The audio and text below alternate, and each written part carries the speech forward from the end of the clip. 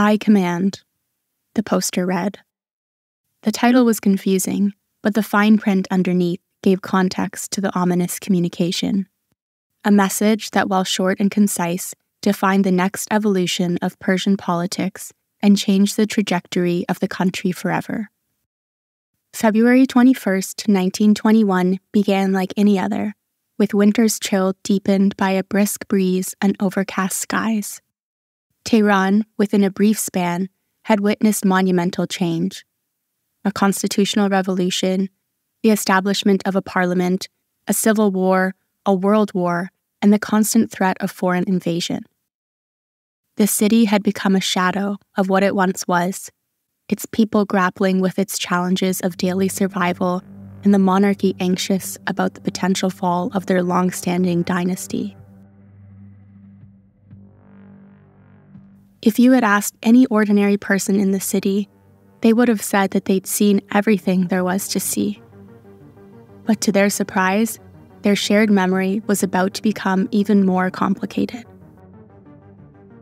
As the hours passed, the people of Tehran began their usual routines.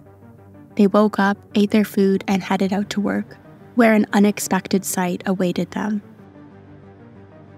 Positioned prominently near the main thoroughfare, the notice initially caught the attention of only a handful of early risers. Their curiosity piqued. They congregated around the placard, their eyes scanning the printed words. The growing cluster of onlookers soon attracted others. A few moments later, word of mouth began to spread, and soon everyone was talking about it. The directive was unambiguous, its terms non-negotiable. It declared that the residents of the capital were to adhere strictly to a new set of military mandates. This decree effectively imposed martial law upon the city, nullifying all previously granted permissions, outlawing any form of public assembly, and imposing a stringent ban on the dissemination of news through any medium. Those who fail to obey the given orders shall be met with the harshest of punishments. Tehran, along with the government and the entire country, found itself in the grip of a military coup led by a political journalist and supported by a young military general, whose signature had officially sanctioned the martial law order. Reza, head of Cossack division and military commander of the capital. Hi, my name is Oriana, and you're listening to The Lion and the Sun, a modern history of Iran. The occurrence of the First World War was a consequential event that changed the trajectory of history. A period of great industrial development that reshaped the landscape of Europe, and its ramifications echoed in every corner of the world. World War I led to the formation of the League of Nations, a precursor to the United Nations, the establishment of the Treaty of Versailles, which imposed heavy reparations on Germany, and the collapse of several major empires, including the Ottoman, Austro-Hungarian, German, and Russian empires. Yet while the world was recovering and healing, one nation descended further into turmoil, hardship, and crisis. The post-war period in Persia was the embodiment of chaos. With the emergence of the Gilan Socialist Republic, the increasing influence of the Qashqai tribes in the west, and ongoing conflicts in the east, the idea of a fragmented Iran seemed increasingly plausible. During this time, Iran had 4 different armies, numerous tribal forces independent of the government, and countless gangs preying on the routes and streets, making life even harder for the people. Additionally, the government struggled to maintain a stable cabinet. In the 15 years since the constitutional revolution, 51 cabinets had come and gone. In recent years, the Grand Vizier or Prime Minister could barely keep the government together for months before either resigning or being replaced. The National Assembly, or Majlis, now in its 4th iteration, couldn't even hold an inaugural session due to the heated differences among its many factions and coalitions. The ongoing crisis had sourced the taste of democracy in the minds of Iranians who had seen nothing but misery since they aspired to modernization and freedom. They believed their lives were much better under the absolute rule of Nasser al-Din Shah, and some wouldn't have minded turning back the clock to relive those days. This alarmed the young monarch. Ahmad Shah feared facing the same fate as his father and was concerned about losing control over the country he ruled. His anxiety was exasperated when the British announced their plans to withdraw significant portions of their military from the country. After World War I and the dissolution of the Ottoman Empire, the League of Nations had mandated Britain to oversee parts of the now collapsed empire until they were ready for self-governance. In Iraq, from 1920 to 1932, Britain's mandate focused on establishing a political structure, defining borders, and developing the oil industry, while managing ethnic and religious diversity and local resistance. In Palestine, the mandate, 1920 to 1948, centered on implementing the Balfour Declaration, which promised a homeland for the Jewish people while respecting the rights of non-Jewish communities. These mandatory commitments were draining Britain's resources, and with the opposition in the House of Commons, Britain was looking to scale down its operations in the regions, including reducing their armed forces in Persia. Despite this reduction, they were well aware of Persia's significant leverage.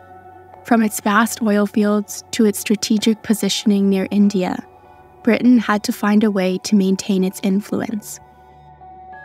That is why the plan of a young journalist became very interesting to them. Sayyed Zia al-Din Tabatabai was a fierce journalist and an ambitious political activist who yearned to make his mark on the Persian political stage. Born in 1988 in Shiraz, Iran, into a prominent clerical family, Sayyed Zia's early life was characterized by a blend of religious upbringing and secular education. In Tehran, Sayyed Zia established himself as a fervent journalist and an advocate for political change, utilizing his writings to criticize the autocracy of the Qajar dynasty and to call for the establishment of a constitutional monarchy. His editorial work, especially for the newspaper Rad, which translates to thunder, focused on criticizing the autocracy of the Qajar dynasty.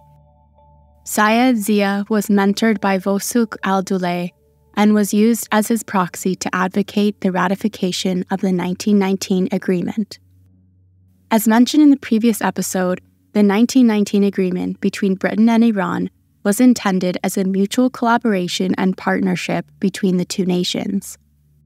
While the agreement outwardly emphasized ties of friendship and Iran's independence, it essentially allowed Britain to assume control over significant aspects of Iran, particularly its oil resources.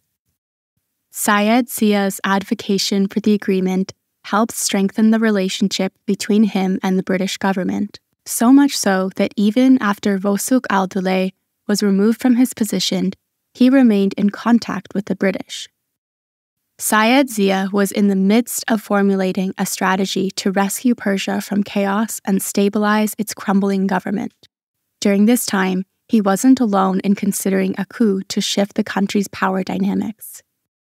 With diverse factions spread throughout the land, including government armies and local tribes, there was a lack of unified vision among those disenfranchised by the existing regime, sparking simultaneous calls for change from various quarters. Among them were Hassan Modarres, a parliament member and staunch anti-Russian activist during the World War, and Sardar Asad Bakhtiari, who led the Southern Army in the Battle of Tehran. However, Sayyed Zia possessed a critical advantage. Successful coup execution and government control required army support. At that time, Iran lacked a centralized military force, making Cossack Brigade the most powerful force of the country. This Russian division, tasked with protecting the king and now under British control after the collapse of the Russian Empire, was key to success. The British, who had forged a strong relationship with Sayyed Zia, were reducing their regional presence and preferred not to engage directly in a potentially costly and perilous coup. Nevertheless, They recognized that a stable Persian government would protect their interests and provide relief. Therefore, they were inclined to support Sayyed Zia's ambitions indirectly. They knew the perfect man to facilitate Sayyed Zia's plan. Reza Khan's early life was marked by hardship. Born on March 15, 1878, in Alash Mazandaran province in the north of the country, he lost his father just a few months after his birth, leading his mother to move the family to Tehran. At around 15 years of age, Reza Khan joined the Cossack Brigade, where his leadership qualities and military skills quickly became apparent. By 1911, he was promoted to first lieutenant, and his military career progressed rapidly from there. He was known for his strong will, intelligence, and a capacity for leadership, which earned him a high regard among his superiors and peers alike. He was tall and broad, had a commanding presence, and according to those who got to know him, he was charismatic. But most importantly, Reza Khan was extremely ambitious. By 1918, Reza had become a colonel in the Cossack Brigade, which was now known as the Cossack Division. This reclassification was a strategy by the British to downplay the military force as less formidable. After World War I, sensing the shifting tides of power, he had tidaled towards the British and had helped them with riddling the army of its Russian leadership. He knew that the British were now in control, and if he wanted to reach his aspirations, he had to align himself with them. Reza Khan was also worried about the state of his country. The Cossack division's initial defeat by Jengel forces convinced him that without intervention, Iran was at risk of succumbing to Bolshevik influence. Determined to prevent this, he sought to enact change and safeguard his country before it was too late. As mentioned, not much is known about the role of the British in the coup of 1921. What is known is that the British wanted stability in the region. They knew about Reza Khan's potential and Sayyed Zia's plan to reform, and shortly afterwards, these two individuals were put on the same trajectory. "I command," the poster read. February 21st, 1921 began like any other, with winter's chill deepened by a brisk breeze and overcast skies. But soon, the people of Tehran were met with an unexpected announcement distributed across the city. The directive was unambiguous, its terms non-negotiable. It declared that the residents of the capital were to adhere strictly to a new set of military mandates. This decree effectively imposed martial law upon the city, nullifying all previously granted permissions, outlawing any form of public assembly, and imposing a stringent ban on the dissemination of news through any medium. At first, the edict was met with skepticism. Both the elite and ordinary citizens dismissed it as yet another exploitative move in Iran's chaotic political landscape, lacking any real substance. But as the day continued, the gravity of this movement dawned on people. 3 days earlier, an army consisting of 4,000 Cossack soldiers under the command of Reza Khan departed Kazvin to head for the capital. Near the city, Reza Khan and Sayyed Zia had met, and on the early hours of February 21st, the army began the occupation of the capital. By global standards, the coup of 1921 was a relatively fast and bloodless one. The Cossack division had entered Tehran with little to no resistance. Both the gendarmerie and Tehran police force had surrendered without a fight, and the occupying forces were stationed in the city, where they began arresting high-ranking government statesmen and Qajar nobles. The arrests were a fear tactic designed to shock the city and emphasize the military aspect of the movement. And the threat worked. A few days after the coup, Ahmad Shah, who was afraid that his resistance would lead to his own removal from the throne, gave in and was convinced by his advisors and close circle to make the hard decision. He agreed to remove his Grand Vizier from the post and appointed Sayyed Zia as the new prime minister of his government. the first person to be selected from this position who was outside of Qajar nobility and Iran's elite, and was considered one of the people. On February 25th, Sayyed Zia al-Din Tabatabai published his very first announcement as the new prime minister of the government. This communication was similar to a roadmap of Sayyed Zia's vision for the country. He justified his resort to force a coup as a necessity after the betrayal of sacrifices made by the people. He believed that the government had failed to protect the ideals of constitutional revolution and wanted to change the nation's path. Sayyed Zia's statement had a populist tone, appealing to the people's sense of nationalism to gather support and strengthen his position. It is important to note that early 20th century nationalism wasn't exclusive to Iran. During this period, a global shift toward patriotism and national pride was evident. The German Empire was established based on Germanic identity. The Bolshevik Revolution in 1917 signaled the rise of Soviet nationalism. In Turkey, the fall of the Ottoman Empire led to the creation of the Republic in 1923. Mustafa Kemal Atatürk led this establishment fueled by Turkish nationalism. Atatürk's leadership also emphasized modernization and secularization. All over the world, people were clinging to their national identity as a unifying factor, and Sayyed Zia planned to do the same in his statement to the people. He criticized elitism and governance resembling European feudalism, which favored landowners and nobility over the common people.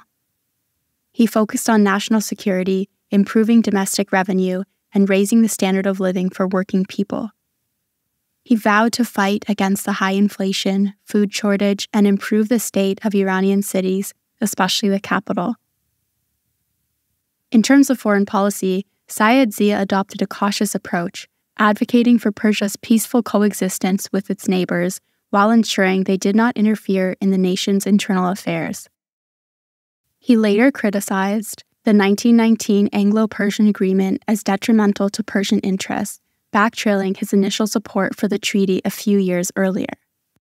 But despite these early achievements, Sayyed Zia was doomed for the destiny he had fought to overcome. Just like all the other prime ministers before him, the honeymoon period of his government soon came to pass. By alienating all the country's elite and Qajar nobles, and with having a tarnished reputation amongst the working class due to his closeness to the British, Sayyed Zia had lost the popularity contest on every front.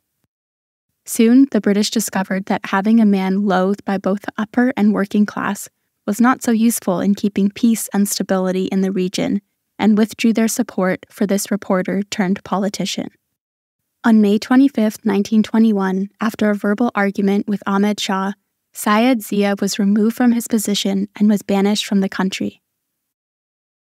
Sayyed Zia aspired for greatness and wanted to lead the country to a bright future. But with a dark stain of coup and mass arrests, his short tenure amounted to almost nothing.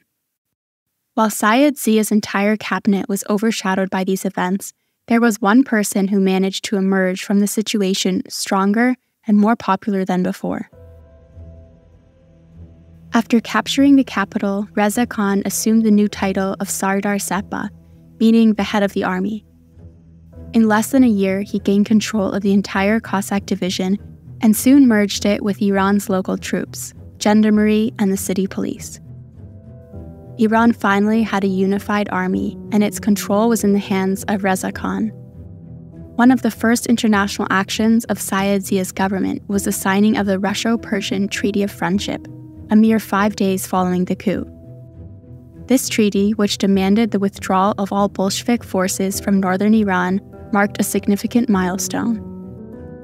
The Bolsheviks pulling out from the north, ending their backing of the Jangal movement, coupled with the departure of British forces, were all viewed as acts of liberation for the country.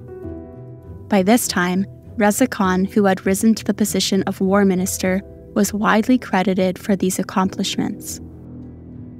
With foreign influence gone from the lands of Persia, Reza Khan used his unified army to crush the local tribes that had been using the chaos to make life hard.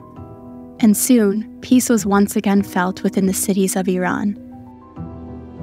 During this time, just like before the coup, no stable government was able to hold power for long. Famous for its 100-day cabinets, this period consisted of people who came to power, attempted to exert change, failed to do so, and were removed by Shah and replaced by someone else.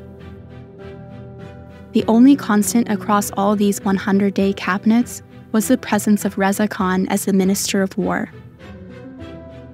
With a consolidated army of 150,000 at his command, access to 40% of the government's budget, and being viewed by the public as the nation's savior, he emerged as the most influential figure in Iran, possibly even surpassing the Shah in popularity. He was all that Sayyed Zia aspired to be and all that the British were searching for. He was someone who had the respect of both the nobility and the common people, someone who could sway power and stabilize the region. But most importantly, he could be efficient, calculating, and precise in his work. Reza was acutely aware of his own capabilities.